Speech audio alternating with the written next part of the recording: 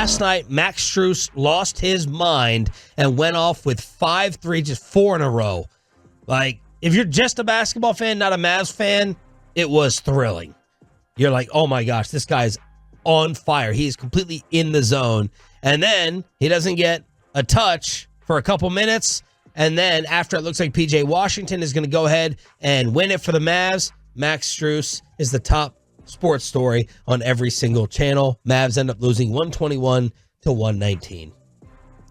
He has, in the last 2 months, since January 5th, so roughly 2 months, Max Strus has made more than 5 threes in a game once.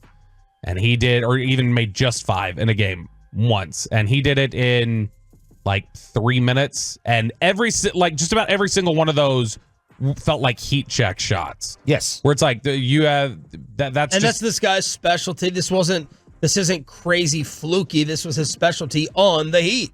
Yeah, no, like being a assassin, like being a sniper from deep, that's absolutely his game. But when you watch all 5 of those, it's like those feel like just an irrational amount of confidence to take any of those shots. And he knocked them all down stone cold. And that last one, when you throw it up from behind half court and it's just a prayer, I mean, that's one of those things where I think you just got to go, okay, all right, bad luck, you lost. Since 1979-80, it is the second longest buzzer beater, I think, in NBA history. And Luka taking responsibility, saying, I should have challenged a little bit more.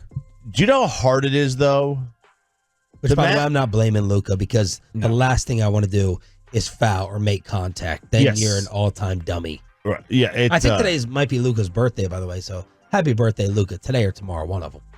Well, if it's tomorrow, that'd be interesting, because tomorrow's leap year day. It's the 29th. Happy 25th birthday, Luka Doncic. Today, yeah. Tomorrow 25? Yeah. 25. Oh, so young. Oh, my gosh. So they were up 10 with 3:45 to go. Yep. Do you know they shot 57% from the field the rest of the way and still lost? Dallas did? Dallas did. I The don't Mavs know. were 4 of 7. That seems... That's what I saw on the TV a minute ago. The final 3:52. Or the last final 4, because the shot, the Irving layup counts a part of that. Right. To make it a 10-point game, the Kyrie layup makes it that. Because I was going to say, they went 3 minutes there without scoring. They turned the ball over twice. Yeah. Like, I mean, or I think they made 1 bucket in 3 minutes. But it was a Kyrie 3. So still, but Cleveland went 7 of 8 in that time, all from deep. And the defense on Strus was laughable. Like, Tim Hardaway's getting called out. I have to go back and see if that was his assignment for all of them. Just on the last one, it felt like someone was close to him. But it was catch, shoot, catch, shoot, catch, shoot, and catch, shoot. He hit 4 in a row to bring them back just like that. But there are a lot of Mavs fans who feel cheated and robbed by more bad NBA officiating. Of course, you have the Knicks-Pistons incident with the NBA and the referees admitting they screwed up the end of that game. And now we have to break down what happened in this one. So let's go piece by piece through it here on DFW Sports Station. We go ahead and start off with the Kyrie inbound violation. It's not a violation. I'm sorry, it is a violation. It was not the wrong call. They absolutely got that call right. You don't have to hand the ball to the official then. It's after a made basket. Kyrie caught the ball with 1 foot inbounds and they went out of bounds. Like, if you think that's a bad call, like, you just don't know the game. Like, I'm sorry, like, that's... Or you're Homer. Or you're... Even still, like, know the game. Even you know the game. Yeah. I agree. That was not the wrong call. It was a play that Kyrie knows better. I agree. Right call. I think he thing. probably just kind of lost track of where Tim passed it from. You know what I mean? Yeah, maybe. Absolutely. I don't think he realized, like, Tim was, making that pass. Because you can pass... You can pass the ball to another player out of bounds. If Kyrie had both feet out of bounds, then that's okay. Or if Tim was inbounds and passed it to Kyrie, but Tim was behind the baseline. Tim was out of bounds. Yeah. So, but if Tim was out of bounds and Kyrie was out of bounds, you could pass the ball along the baseline after a made basket like that. Right. But, Kyrie had a foot that was still in bounds. Bobby, you going to make it 3 for 3 and agree? Right call? Yeah, no, it's the right call, and it felt like that was just... I understand there was a lot to be upset about at the end, but that one felt like you don't need to pile that one on top. There's more than enough for us to legitimately complain about without that one. Next, incorrect offensive foul call on Kyrie. This was a weird offensive foul where he got tangled up. He got tangled up with like one of his arms. It didn't appear like a clear push off. I had an issue with this one. Yeah, I didn't care for that call. I mean, I would have to see the pool reporter explanation if they ever gave one. 9 times out of 10, that's called on the defender. Yeah, it would be. I mean, I thought like maybe like they misheard that on the telecast and that it was supposed to be a travel, maybe. Like that is the only thing I can say. An offensive foul? No.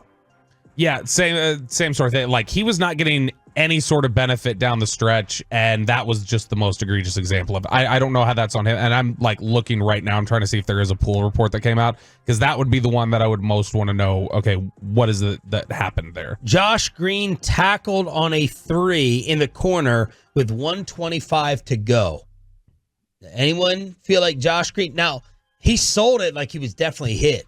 I don't think Bally went back to it, the slow motion replay, to show the contact. But Josh Green, definitely, guys are really good at this, so I don't fully believe them all the time. They quickly turn their body. They act like they've been shot out of midair. Thoughts on Josh Green contact attempting a 3? Yeah, I mean, I thought it was a foul.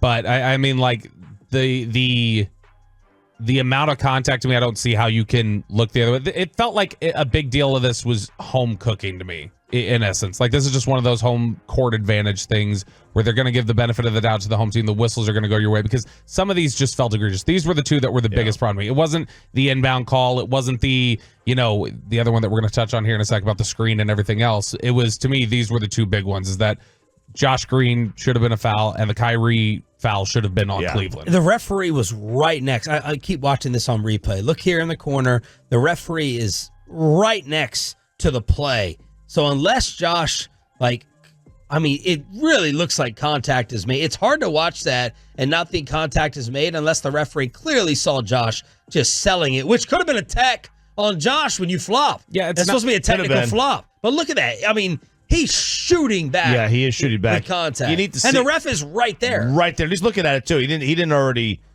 move his head to go look at the shot. He's looking right at him. He may have seen very minimal contact that didn't warrant a foul, and he didn't want to call a flop in that situation. I don't know. The only thing I wonder is if he sees the leg shoot out.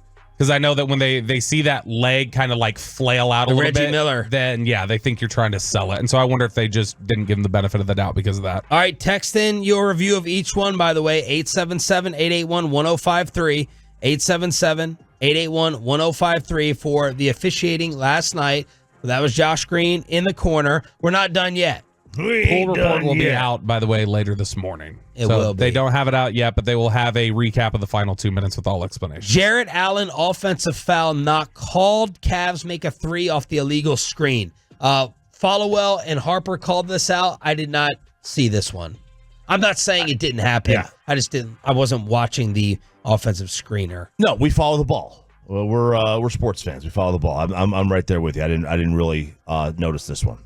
No, it didn't stand out to me either. I know they made a big deal of it, but also like screens are going to be those are going to get overlooked it's like holding in the NFL. Cavaliers timeout instead of a jump ball. I actually thought the Mavs could have been called for a foul here. Yep. It looked like a near tackle. It was a tackle. A hit of the arm.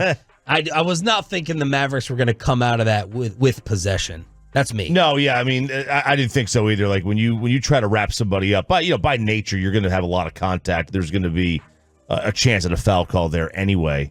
But then to get the timeout, they get the timeout.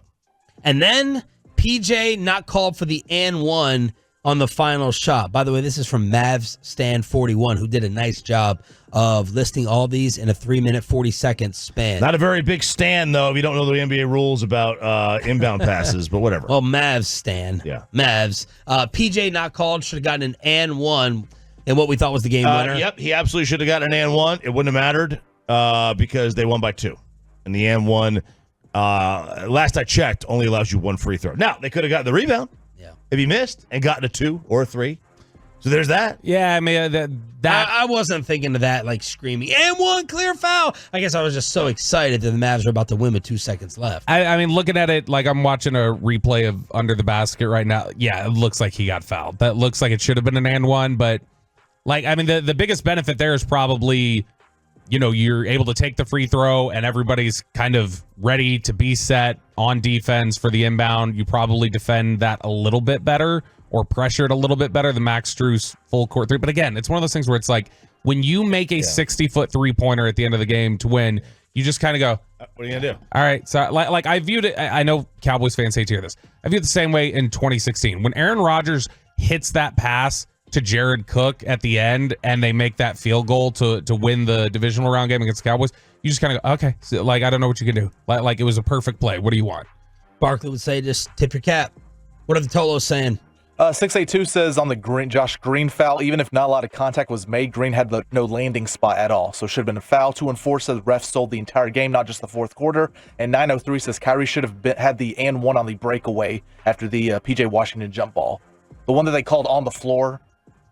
I think this was like if 4 minutes left. Yeah, there was that one too. Yeah, when Luka made a tremendous pass. That's right. That's what it was, a fantastic pass. So look, I'm not devastated by this. Cavs are a really good team. Mavs went in there. The Mavs are feeling like a very good team themselves. Derek Lively with flashes last night, and you went in there and you probably should have won the game. And it didn't feel fluky whatsoever. Shout out to Tolo Lori, who just tagged us in this. Mark Cuban also wanted to add another one. He replied to Mavs Stan with his own. He said, you left out Allen shoving Maxey before the contact with Josh. So Mark Cuban felt like there were even more fouls that should have been called than the ones that were listed by Mavs Stan. It wasn't the ref's finest hour. Surprised Cuban's tweeting about basketball. Like every day it's Cuban, Bob Costas. They're all getting into... I don't even know if it's always politics. It's like life and social issues, which we all put under the umbrella of politics. Yeah. I mean, he's got to get his last bit of analysis in before the move to Vegas, Don't say that.